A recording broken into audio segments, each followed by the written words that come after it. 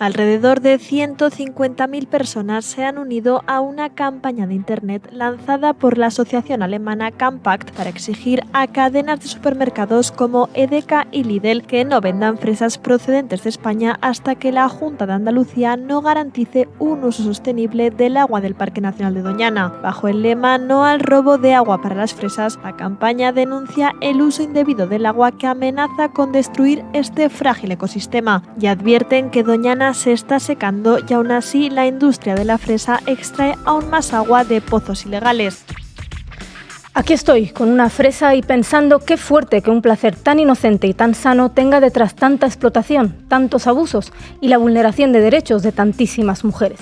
Esto decía la actriz Alba Flores en su vídeo de apoyo a la campaña Come con Derechos, lanzada por el colectivo de las jornaleras de Huelva en Lucha.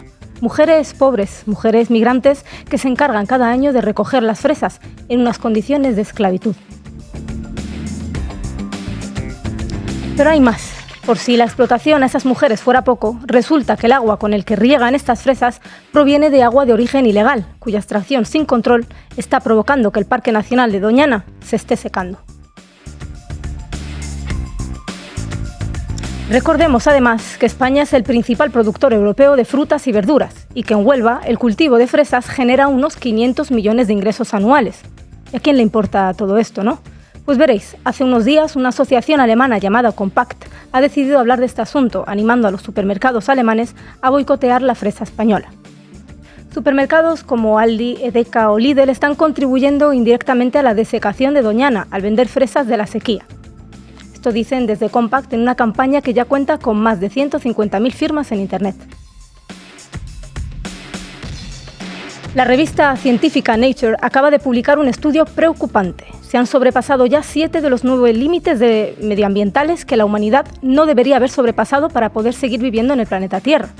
Ya estamos peor que el mínimo aceptable en el agua en superficie, el agua subterránea, el fósforo, el nitrógeno, la biodiversidad, la integridad funcional y la justicia medioambiental.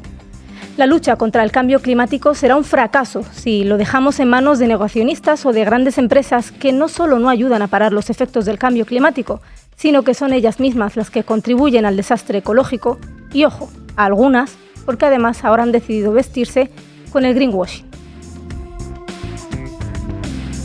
Y aquí van algunas preguntas. ¿Es razonable el consumo de productos cuyo origen es fruto de explotación laboral y de salvajadas medioambientales? ¿Es posible hablar de lucha por un consumo sostenible sin señalar al modelo productivo y económico neoliberal que hay detrás?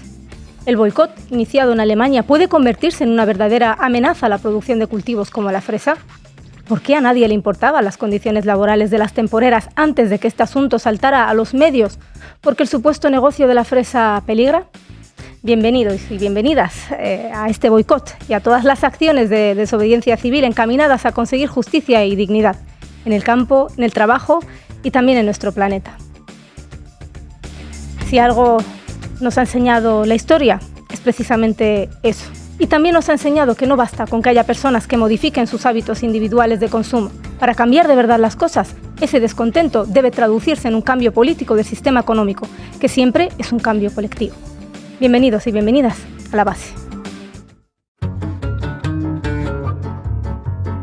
La Base, con Pablo Iglesias, Sara Serrano, Manu Levín e Ina Afinogénova. Pues de eso vamos a hablar hoy, de la fresa onubense. Buenas tardes, Sara. ¿Qué nos traes?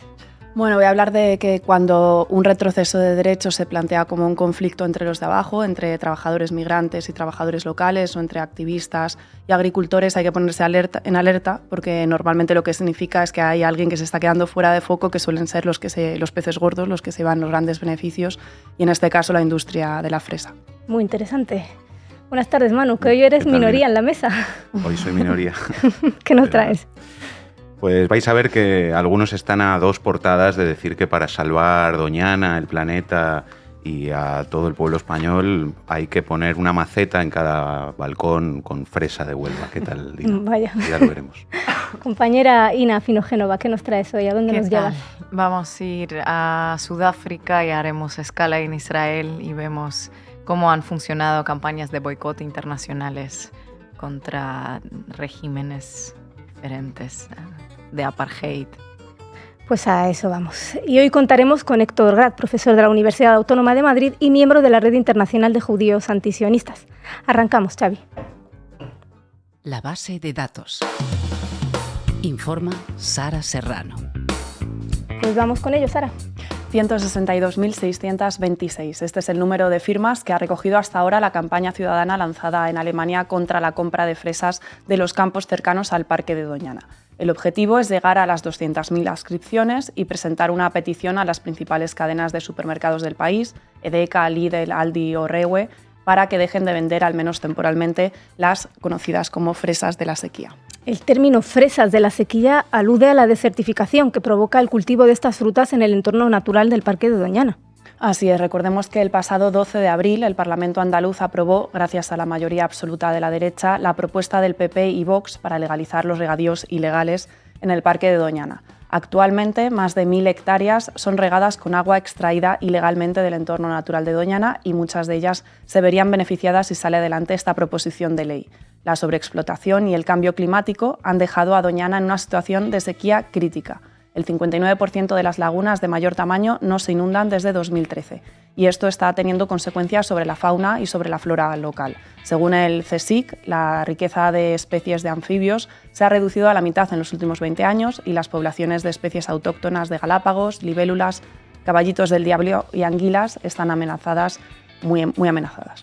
Actualmente la ley que va a regularizar los pozos ilegales del parque sigue su tramitación por la vía de urgencia y la mayoría absoluta con la que el PP ha arrebatado al PSOE tras 40 años la Diputación de Huelva el pasado 28 de mayo, pues es un aliciente más para que esa derecha empresarial y política siga adelante con su plan para Doñana.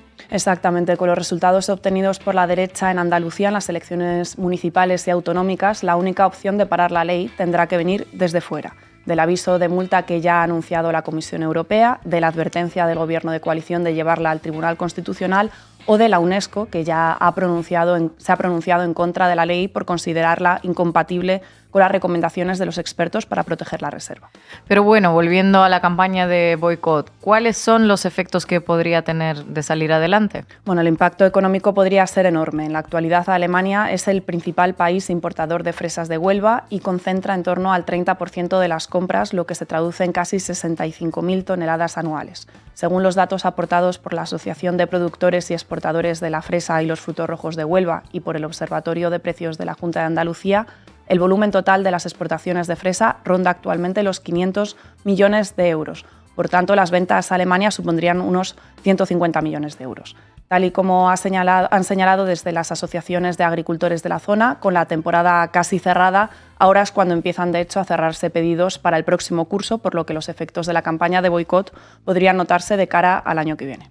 Actualmente se puede encontrar medio kilo de fresas en los supermercados alemanes por menos de 1,5 €. Estos precios tan competitivos se sustentan en la explotación de personas, principalmente mujeres migrantes, que trabajan en el campo en condiciones de esclavitud y en la explotación de recursos naturales.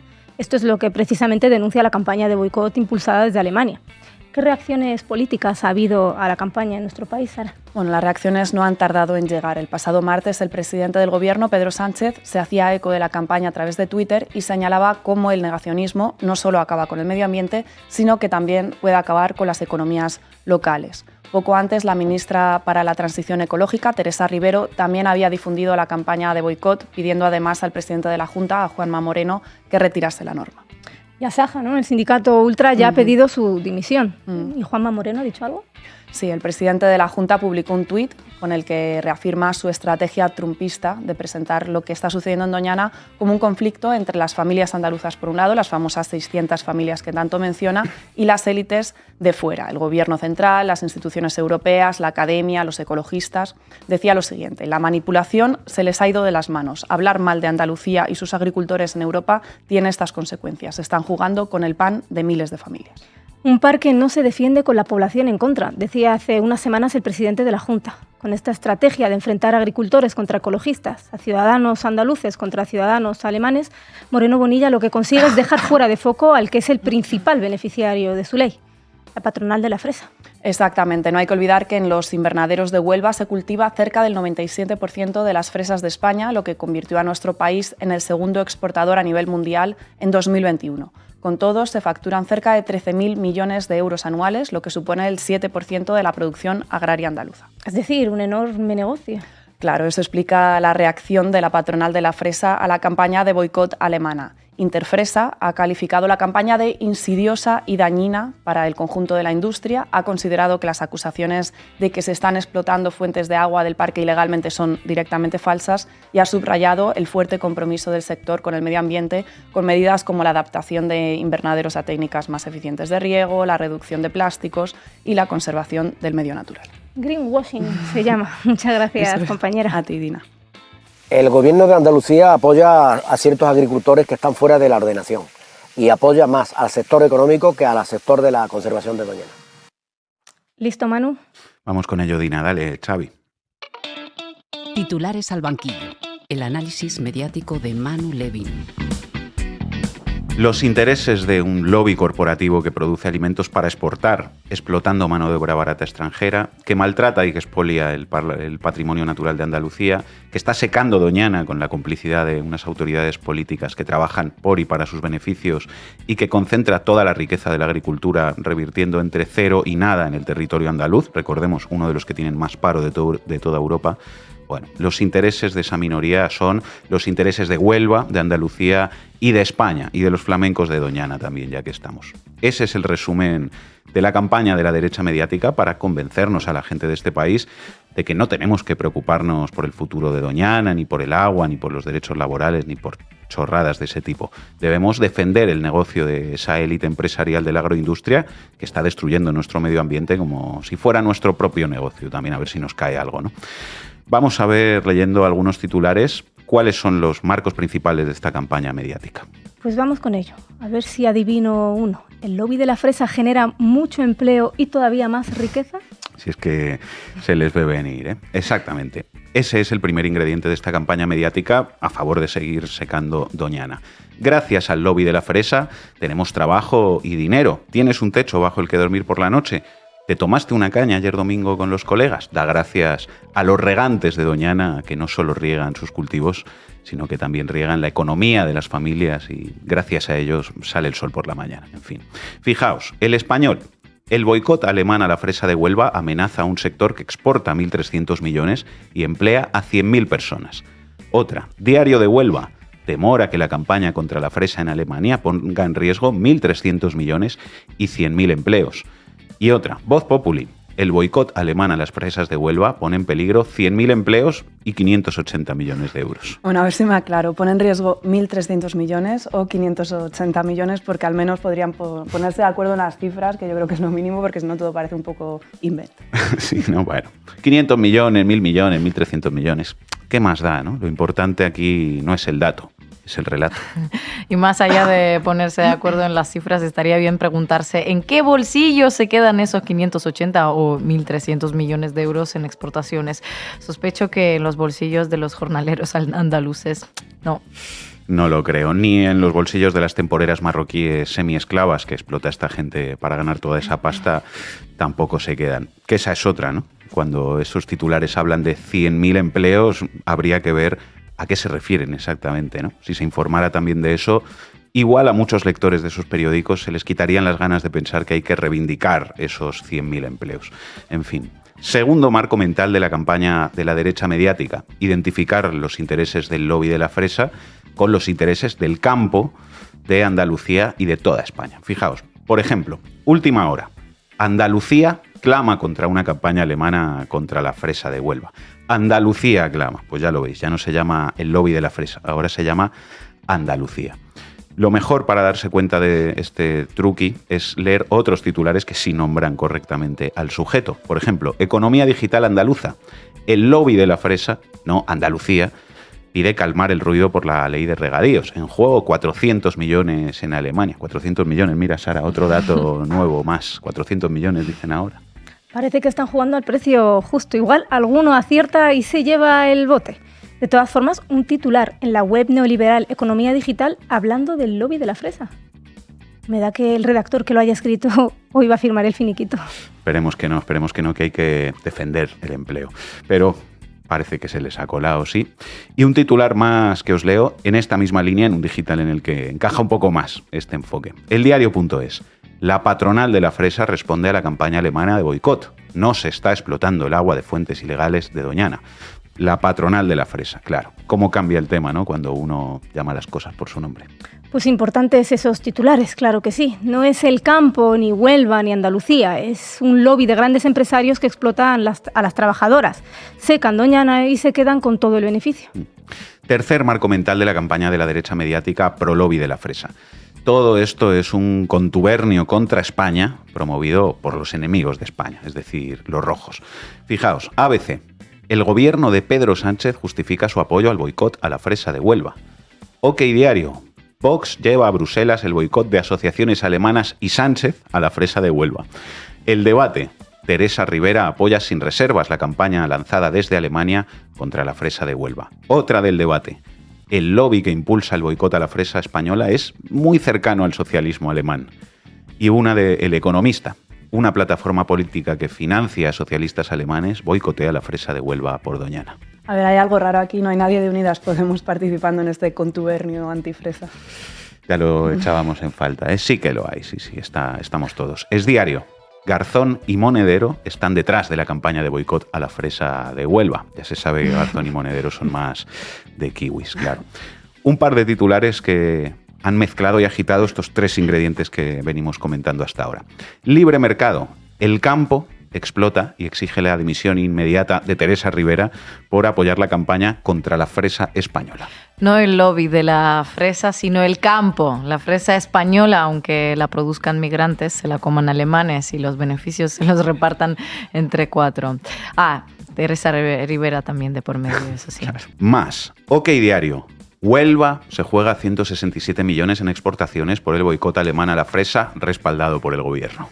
Más de lo mismo, no se los juega la patronal de agroindustria, sino Huelva. Claro, y todo por culpa de la preocupación en los consumidores que generan las políticas que facilitan la desecación de Doñana, quizá. No, hombre, no, por culpa del gobierno y de la izquierda.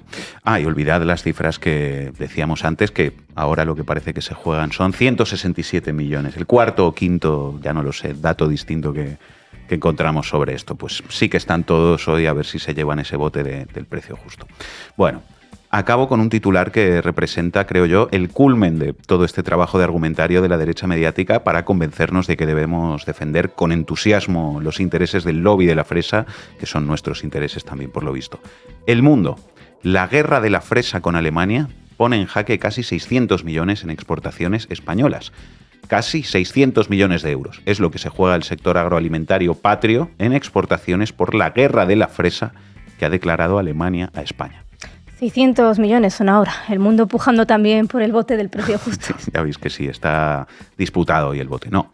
Ahora en serio, atención al marco mental del diario El Mundo. La guerra de la fresa que Alemania ha declarado a España. Es un término, hay que reconocer que muy inteligente, que plantea todo esto como un conflicto entre naciones, en el que, por lo tanto, cabría defender el interés de España, ¿no? Estamos quizá ante el colmo de la identificación de intereses económicos particulares nocivos, además, con el interés general, el interés de España. Y es un marco mental que pone una lógica, por lo tanto, en la que quien diga, bueno, es que ese sector es dañino también para el territorio y para la economía andaluza y para el agua y para los derechos humanos, pues ¿qué es quien diga esto? Un traidor a España, claro, porque esto es una guerra contra Alemania. Frente a todo esto que dice la derecha mediática, la mayoría de la gente en Andalucía y en España sabe que detrás del problema de Doñana y del lobby de la fresa no hay una guerra de naciones, hay una guerra de clases. Muchas gracias, Manu. No son solamente las aves, es que el agua ya no está, la que está es de mala calidad, es que ya no hay capacidad para alimentarse y no es un problema local, es un problema que afecta a todas las aves de Europa y el problema de la destrucción de Doñana es un problema mundial.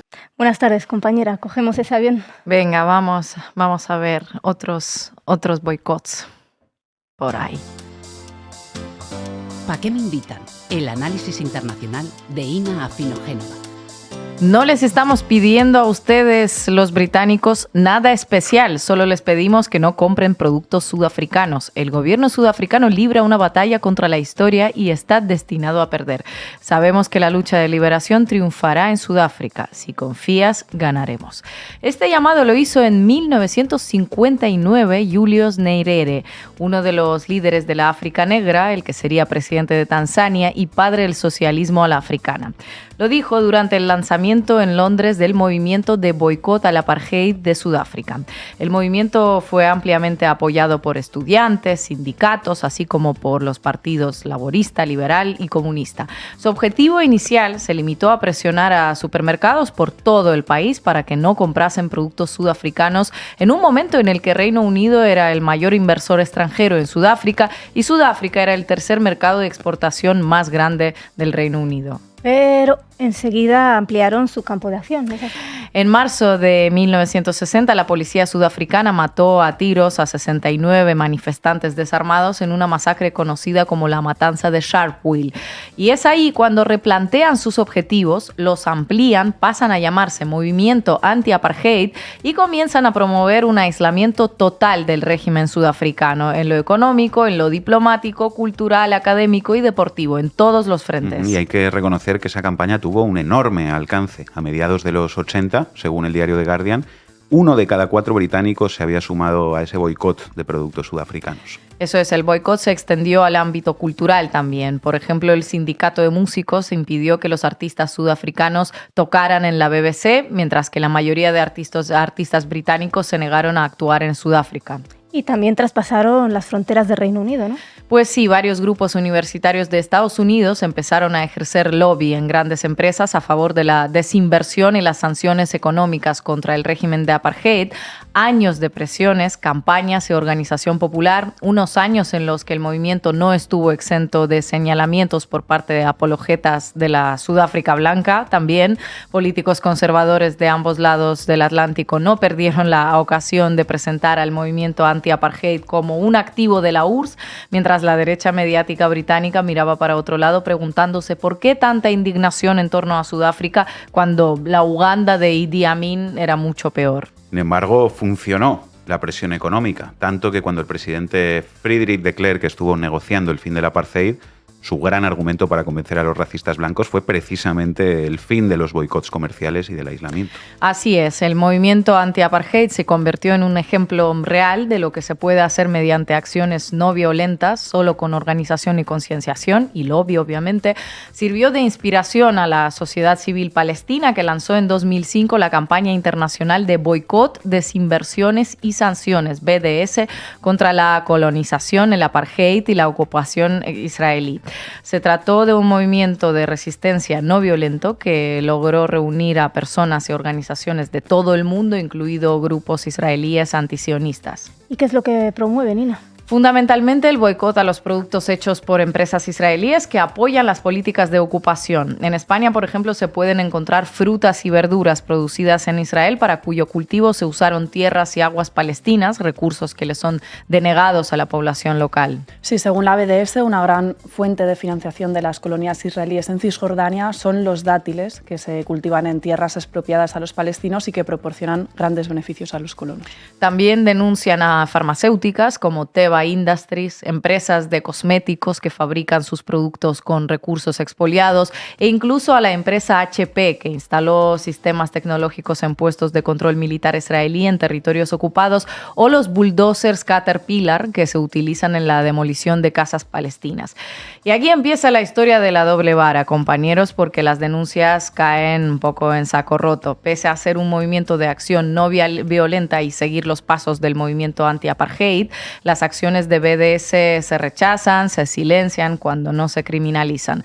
Da igual que el Estado de Israel fuese calificado por Amnistía Internacional como Estado de apartheid por las confiscaciones de propiedades, homicidios, restricciones a la circulación, trato discriminatorio hacia la población palestina.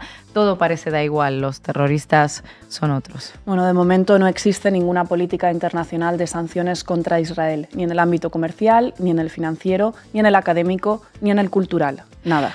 Y mira que el caso de Rusia demostró que cuando la comunidad internacional tiene voluntad política para condenar a todo un Estado agresor por sus crímenes, es perfectamente capaz de movilizarse y aprobar centenares de sanciones de todo tipo. Dejar de vender, dejar de comprar, cerrar espacios aéreos, armar al agredido, cancelar a los deportistas, porque se hace en unos casos y no en todos los casos de flagrantes violaciones de los derechos humanos. Raro eso, ¿no? No vimos en el caso de Israel ninguna reprimenda y dudo que la vayamos a ver algún día. Con más probabilidad veremos la criminalización de aquellos que muestran su apoyo a Palestina, como el exjugador de Sevilla, Frédéric Canuté, que fue multado en 2009 a pagar 3.000 euros por enseñar una camiseta en apoyo al pueblo palestino. O la criminalización de los propios palestinos, tachados permanentemente por el Estado de Israel como una amenaza a su seguridad. Ojalá estas dos historias de resistencia pacífica, bien distintas, sirvan para entender el mundo de las dobles varas en el que vivimos. En el caso del apartheid sudafricano, el propio Julius Nyerere reconocía años después de lanzar el movimiento que este jugó un papel importantísimo en el aislamiento del régimen racista. Al apartheid israelí parece que le quedan años de blanqueamiento, pinkwashing en neurovisiones, miradas para el otro lado de gran parte de la prensa, mientras cualquiera que ose tirarles piedras a los colonos se ha tachado de terrorista en potencia. Muchas gracias, compañera. Doñana representa el 70% de la biodiversidad que tiene Europa. Es decir, y hay especies únicas, endémicas. Y lo más importante, que es un lugar de invernada de todas las especies de aves que crían en el norte de Europa y que en sus rutas migratorias utilizan Doñana para después trasladarse a África. La historia enseña, pero no tiene alumnos, decía Gramsci. Hoy contamos con Héctor Gat, profesor doctor en el Departamento de Antropología Social y Pensamiento Español de la Universidad Autónoma de Madrid y miembro de la Red Internacional de Judíos Antisionistas. Un placer tenerte por aquí. Gracias por la invitación. Muchas gracias. Gracias. Me alegro de estar con vosotras. Vamos con la primera pregunta. Ha habido muchos boicots contra Israel. Uno de los más famosos y actuales, evidentemente, es el de la BDS. Pero también ha habido boicots económicos. Por ejemplo, el que impulsó en su momento la Liga Árabe. Ha habido también boicots diplomáticos, deportivos, académicos, incluso boicots culturales. La pregunta es qué papel han jugado todos estos boicots a Israel y si realmente han sido o no eficaces. Bueno, la eficacia del boicot creo que hay que medirla de manera un poco más compleja. Es difícil verla con una sola dimensión, porque claro, la primera tendencia es intentar ver cuál es el impacto económico, sobre todo cuando hablamos de un boicot de productos producidos en territorios ocupados o por empresas que están ganando, que están sacando provecho de la ocupación o del apartheid. Entonces el impacto económico directo es muy puntual y aunque a veces pueda tener volumen. Por ejemplo, cuando se retiraron los fondos soberanos, los fondos de pensiones de los países escandinavos, retiraron sus inversiones en la bolsa israelí, pues ahí sí estamos hablando de miles de millones de dólares. También el boicot a empresas como ahora no me sale, a empresas de transporte que colaboran en la ocupación, pues también tuvo el impacto en la pérdida de contratos que finalmente hizo que se retiraran de Israel. Y lo mismo con la filial, por ejemplo, de Orange, que decidió desvincularse de decidió desvincularse de su filial, de su franquicia israelí, para evitar también el boicot en otras partes del mundo. Entonces, desde ese punto de vista, pues podríamos decir que hay éxitos puntuales, pero el impacto es reducido. Sin embargo, para evaluar el impacto del boicot deberíamos también tomar en cuenta aspectos más difusos, como es el hecho de poner sobre el tablero de la discusión del debate público el carácter racista y de apartheid que tiene el Estado de Israel en su historia de colonización y el sionismo en general en su historia de colonización de Palestina. Entonces, en eso, el movimiento de boicot ha sido un gran éxito y de hecho es lo que hace que el propio Estado de Israel lo declare como la primera amenaza estratégica. No le tiene miedo a ningún ejército de los países árabes de alrededor, ni a ningún levantamiento interior, porque lo tienen todo muy controlado. Sin embargo, sí consideran que el movimiento de boicot, desinversión y sanciones, al poner sobre la mesa este carácter de apartheid que tiene el Estado de Israel, está deslegitimándole al movimiento sionista y al propio Israel, y por lo tanto es una amenaza a largo plazo. El último efecto, digamos, difuso es el efecto sobre que permite agrupar, construir la resistencia o la oposición al sionismo, ¿no? Y entonces el principal efecto, a pesar de que esta iniciativa es una iniciativa de la sociedad civil palestina, uno de los efectos más grandes ha sido sobre darle la posibilidad a parte de las comunidades judías del resto del mundo de manifestar su oposición a las políticas de Israel. Y es así pues, que hoy en día una parte significativa de la juventud de la judía en los Estados Unidos en realidad ha cambiado la postura tradicional de apoyo incondicional a Israel por una postura que reclama que se impongan sanciones ante la violación de derechos humanos. Bueno, todos estos movimientos no los veríamos si no hubiera sido por la campaña de boicot. En comparación, solo quería agradecer también la presentación que habéis hecho antes, porque creo que ha sido muy en profundidad y muy detallada, y solo tenía una matización que hacer, y es al argumento de que no veremos un boicot institucional, no veremos a gobiernos boicoteando a Israel por ser un país racista o por imponer el apartheid sobre la población palestina. Y justamente una de las características de las campañas estas de boicot, como la que fue antes del Consejo Nacional Africano y ahora la de la Palestina, es que es una campaña en diferentes niveles, ¿no? Porque uno puede participar de la campaña simplemente no comprando determinadas mercancías o no viajando a determinados lugares o pidiendo a actores y actrices, a cantantes que no participen de eventos subvencionados para limpiar para la imagen de Israel, para el pinkwashing, el greenwashing y todas las limpiezas de imagen que ellos diseñan. Y esto es a nivel individual, pero hay una segunda dimensión que es la dimensión de las sanciones. Exigir que nuestros gobiernos actúen en coherencia con la opinión pública, con el sentir de la ciudadanía de nuestro propio país y apliquen las sanciones que el propio derecho internacional prevé para estas situaciones. Esto no es algo que se pida, es simplemente aplicar el derecho que los propios estados se han dotado a lo largo de los últimos siglos, que como bien habéis dicho vosotros, a veces se aplica cuando es como contra Rusia. Bastaron 24 horas para que haya todo un sistema de sanciones en lo cultural, en lo deportivo, en lo económico, y sin embargo en otros casos como el de Israel o el de Marruecos, podremos esperar mucho tiempo. Ahí está la segunda función del boicot, que es el movilizar a la sociedad civil para presionar sobre nuestros propios gobiernos, no solamente sobre Israel, para que sean coherentes con lo que la ciudadanía siente. Manu. ¿Qué tal, Héctor? ¿Cómo estás? Un placer saludarte. Yo quería aprovechar que estás aquí hoy para a riesgo de alejarnos un poco del tema del boicot, pero para hacerte una pregunta que me parece importante. La propaganda sionista plantea siempre que ser antisionista es lo mismo, es sinónimo de ser antisemita. Tú como persona judía y antisionista, explica por favor a nuestra audiencia por qué no es así, por qué consideras que ser antisionista no es ser antisemita.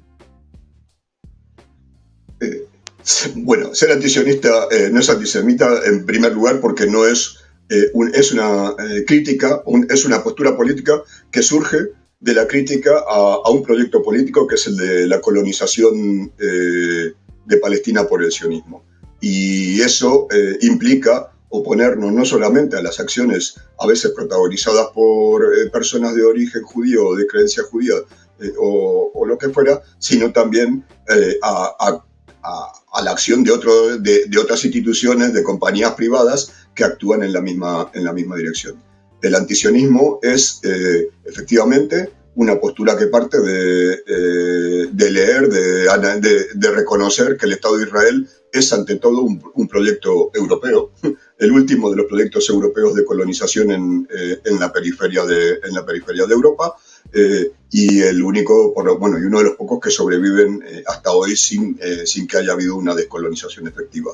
Entonces, desde ese punto de vista, el antisionismo no tiene nada que ver con el antisemitismo, que es el odio hacia los judíos por el simple hecho de ser judíos. Esto es una postura política y, por cierto, en vuestra presentación anterior, también, como bien sugieres tú, la propaganda sionista y en otros boicots intentan, efectivamente, los racistas intentan etiquetar, intentan imponer sobre los antirracistas la etiqueta de la discriminación. Son ellos los que cotidianamente están violando los derechos humanos en Palestina.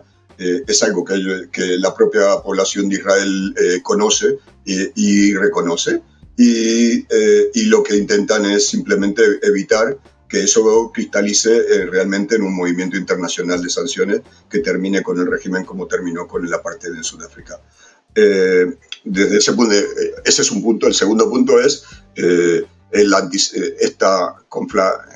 esta convergencia, digamos, que intentan construir entre antisionismo y antisemitismo, parte también de un supuesto que es falso, de que todos los judíos son sionistas y todos los sionistas son judíos. Ninguna de las dos cosas son verdad.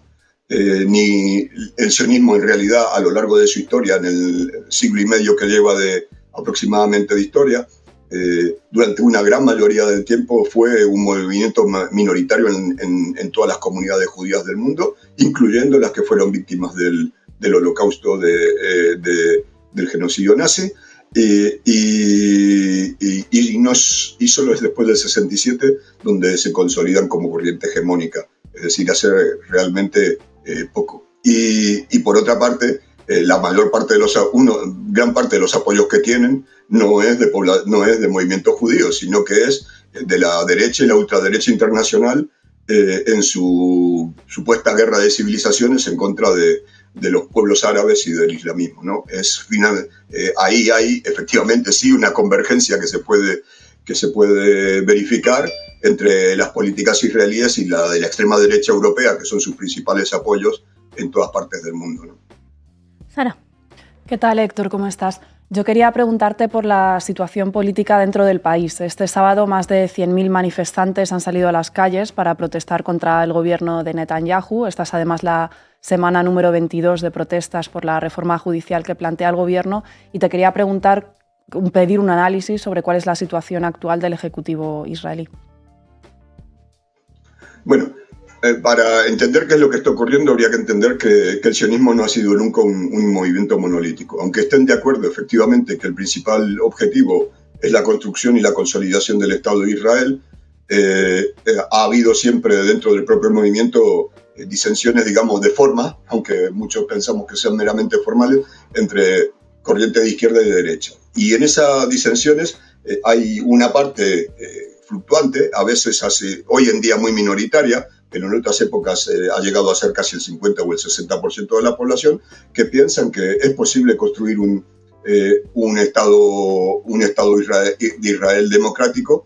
Efectivamente reconocen la discriminación que hay en contra de la población palestina que tiene ciudadanía israelí. Para los que no lo saben, un quinto o un sexto de la población de Israel no es población judía, sino que es población palestina, ya sea de creencias musulmanas, ya sea de creencias cristianas ortodoxas, incluyendo una parte de la propia población judía, los grupos más ortodoxos, que son antisionistas y se consideran palestinos de fe judía.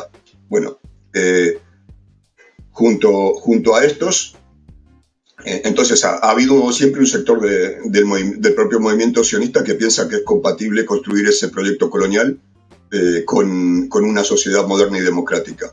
La historia está demostrando de que no es tan fácil, al contrario, si va hacia un lado es hacia el lado contrario, y Pero ese sector existe y fue la base de una parte, por ejemplo, del movimiento pacifista de Paz Ahora, en el movimiento Paz Ahora en el propio Israel, que se opuso y se sigue oponiendo a la colonización de Cisjordania y de Gaza, mientras legitima y considera legítimo lo que se hace dentro de Israel, aunque sea con ese matiz de criticar la discriminación.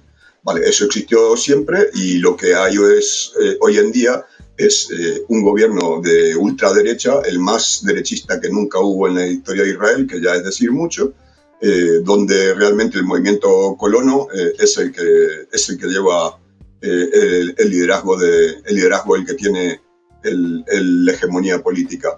Es como si tuviéramos un gobierno del PP con hegemonía, donde Vox fuera el que marcara la marcha cotidiana del gobierno, ¿no? Y las decisiones del gobierno, incluyendo que tienen varias de las carteras fundamentales en seguridad y defensa. Entonces, bueno, esto les ha hecho crecerse, y dentro de ese crecerse intentar que la Corte Suprema de Justicia deje de ser autónoma y tenga que aceptar y no pueda anular decisiones que van en contra de las leyes fundamentales que hayan sido decididas por el gobierno o por el Parlamento. Bueno, esto generó efectivamente un movimiento de protesta popular que es sobre todo este sector que estoy diciendo yo, que intentan vivir en un estado avanzado y democrático como si estuvieran un modelo europeo, y encuentran que su proyecto va haciendo aguas, ¿no? Porque si hacia algo avanza, uno de los efectos de la ocupación de Cisjordania y Gaza es justamente reforzar permanentemente a estos grupos, a los grupos de más extrema derecha, más ultranacionalistas, y convertir su forma de ver de plantear el conflicto en la línea directriz de la política del Estado, ¿no? Una cosa también curiosa para los que prestaron un poco de atención a las informaciones que venían sobre las movilizaciones, es que muchas están, que parte, digamos, del liderazgo de esas manifestaciones son también los principales líderes, digamos, parte de la vanguardia de la élite del ejército y de la Fuerza Aérea del propio Estado de Israel. Para esto, bueno, no me quiero extender mucho en cómo se construyen cómo se construyen ahí las Fuerzas Armadas históricamente, pero en este momento ellos se ponen a la cabeza porque lo que ven es riesgo para su propia seguridad personal, sobre todo, ¿no? Hasta ahora, los intentos, digamos, de juzgar a los criminales, a los crímenes de guerra y a sus actores, los que los ejecutan contra la población civil palestina en Gaza, por ejemplo, se encontró con el obstáculo de que el derecho internacional considera que si hay una instancia nacional que está velando por el cumplimiento del derecho, no puede haber un juicio extraterritorial, un juicio internacional. Claro, si el gobierno pasa esta ley, la Corte Suprema dejaría de ser independiente, con lo cual todos estos tienen miedo de poder ser juzgados y de poder ser requeridos desde instancias internacionales para que rindan cuenta de su violación de derechos humanos y del derecho de la guerra, ¿no? De las convenciones de Ginebra, que muchas veces, que el ejército israelí realiza sistemáticamente en sus bombardeos a población civil, por ejemplo, o en el bloqueo de Gaza, convertido en un gran campo de concentración, una gran cárcel a cielo abierto, cuya, digamos, legitimidad en el derecho internacional es más que cuestionable. Ina. Hola Héctor, ¿qué tal? Muchas gracias por estar aquí, por las explicaciones y los matices. Una última pregunta que te vamos a hacer es, las Naciones Unidas dijeron que la Agencia para los Refugiados Palestinos en Oriente Próximo no tiene ya fondos, que está cerca del colapso económico. ¿Qué implicaciones tiene esto para los refugiados? Bueno, las implicaciones, esta agencia se creó después de de la expulsión de la población palestina de su territorio original. En 1948-49 Israel expulsa al 70% de la población autóctona y estos se convierten en refugiados. Tanto en los países limítrofes como dentro del propio Estado de Israel. Pocas veces se habla de que una parte importante de la población que quedó como dentro de Israel y no fue expulsada, fue también expulsada perdió también sus tierras y sus pueblos fueron destruidos. Más de 500 pueblos fueron destruidos en esa campaña que duró solo 9 meses.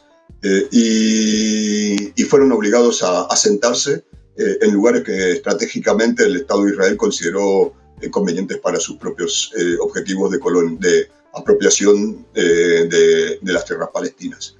Y entonces, refugiados, desde el punto de vista, digamos, más pragmático, es una categoría bastante amplia que incluye ciudadanos legítimos del Estado de Israel, ¿no? Entonces, como consecuencia de la expulsión y la creación de ese problema de los refugiados, se crea,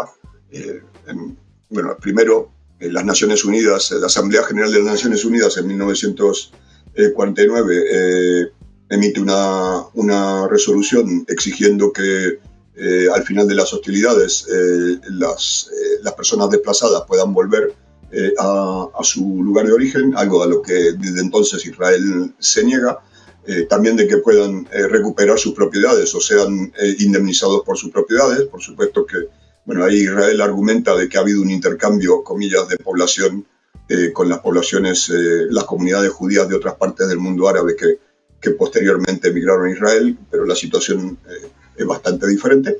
Y finalmente se creó una agencia de las Naciones Unidas que se ocupa fundamentalmente de prestar servicios básicos a esta población desplazada. Los servicios básicos son fundamentalmente la salud y el sistema educativo.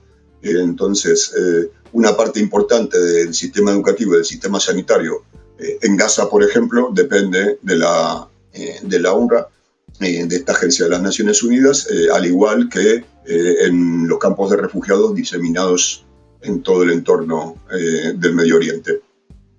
Y históricamente, por supuesto, Israel intenta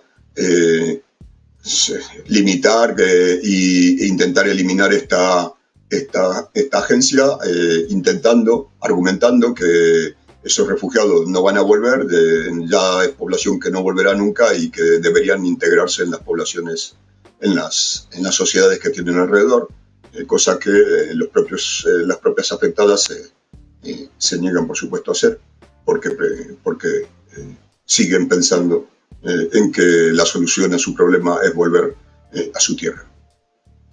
En esa, Israel no está solo, por supuesto, y los Estados Unidos ha ido recortando a lo largo del tiempo la financiación de esta agencia, intentando ahogarla por falta de presupuesto. Y eso nos lleva a la situación esta que tenemos hoy en día. Ser judío y antisionista en los tiempos que corren es en sí ya un gesto valiente, así que te agradecemos, Héctor Grad, de habernos acompañado hoy en La Base. Gracias a vosotros por la invitación y espero que nos veamos pronto otra vez. Seguro. Con mejores noticias. Bueno, pues llegamos al final del programa y hoy no iremos con una canción, sino con un poema de Mahmoud Darwish, Yo soy de ahí, y dice así. Yo soy de ahí y tengo recuerdos, nací como nace la gente, tengo una madre y una casa con muchas ventanas, tengo hermanos, amigos y una cárcel con una fría ventana. Tengo una ola que han raptado las gaviotas, un paisaje favorito, una hierba silvestre, una luna en los confines de la palabra, la subsistencia de los pájaros y un olivar inmortal. He pasado por la tierra antes de que las espadas pasaran por un cuerpo al que convirtieron en mesa. Yo soy de ahí, retorno el cielo a su madre cuando llora por su madre y lloro para que me reconozca la nube a su regreso. He aprendido para romper la regla todas las palabras apropiadas en el tribunal de la sangre. He aprendido todo el lenguaje y lo desecho para componer una única palabra, patria. Y con eso nos despedimos. Muchas gracias por habernos acompañado a La Base de hoy.